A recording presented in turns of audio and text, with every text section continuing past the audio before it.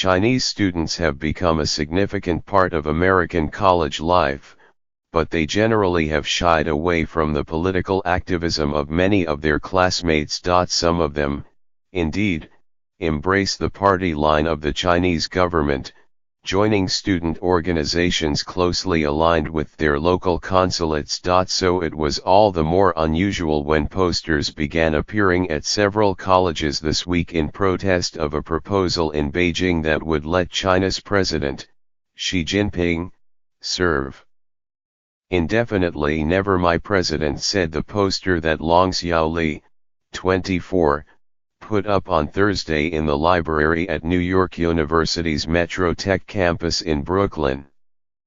The words were superimposed over a face of Mr. 11, and were a reference, Mr. Li said, to the lack of democratic elections in China. The Chinese Communist Party is an authoritarian dictatorship, Mr. Li, 24, a graduate student in game design from Shenzhen, said in a telephone interview on Friday. He's never been my president. No one ever elected him. With a vote scheduled for Sunday in the National People's Congress to remove presidential term limits, the small campus protest seemed unlikely to cause even a ripple in China. But it was a reflection of simmering dissent among Chinese citizens, and of a willingness to speak out publicly by those outside the reach of government censors. Mr.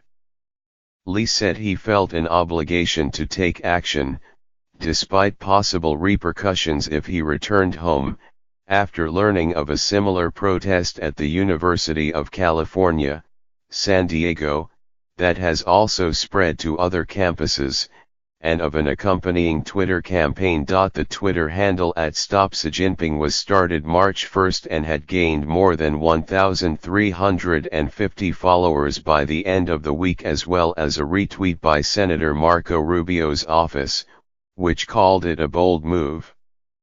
Efforts to reach the people behind that campaign were unsuccessful. The Twitter account, along with others, posted photographs of posters spotted at American universities including Arizona State, Connecticut, Georgia, Emory Indiana University, Purdue University Indianapolis, and Syracuse, and overseas schools including the London School of Economics, Australian National University and the Chinese University of Hong Kong. The number of Chinese students in the United States has exploded over the last 15 years, as American colleges have tapped into China's ascendant upper class as a major source of revenue.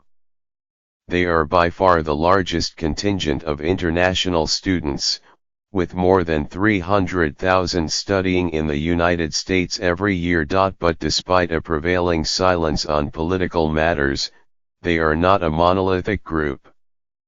Those who openly joined the protest last week include Suleiman Gu, a PhD candidate in chemistry at the University of Georgia who identifies as a dissident, and a Hui, a Muslim ethnic minority. He is involved in a group called the Independent Federation of Chinese Students and Scholars. Students at the University of California, San Diego, said that they had spotted posters earlier this week at the Price Center, a student center and food court. An English-language version was still up on Friday, but a Chinese version had been removed, according to Charlie Vest, a graduate student in Chinese economic and political affairs. In the past, pro-Beijing students in the United States have mounted counter-protests against students or speakers, like the Dalai Lama, who openly criticize or are seen as threats to the government. How broadly the protests were spreading at each college was unclear. Shiwei Terryjo, a senior at UC San Diego from Wuhan, said that while some posters had been placed on the campus, he did not think the campaign was having much influence.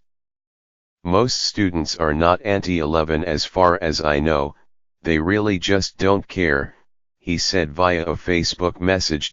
Perry Link, a China scholar at the University of California, Riverside, said that such activism was more common immediately after the 1989 Tiananmen Square protests, after which Congress passed a law letting any Chinese student who feared retribution upon return to China to apply immediately for United States residency. This rule actually became an incentive for students to speak out.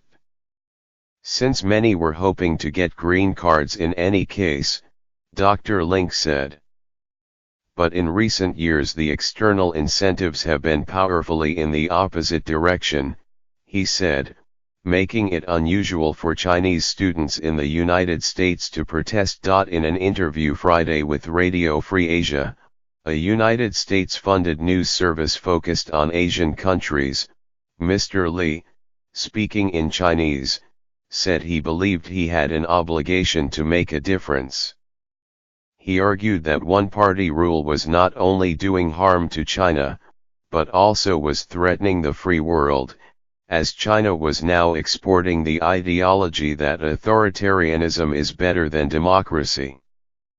Mr. Li, who earned a bachelor's degree from Ohio State University before enrolling at NYU, said later that while he had heard many Chinese students in the United States expressing their objections to the removal of term limits, only a few were willing to speak out publicly. "I don't think many Chinese students are aware of this movement," he said.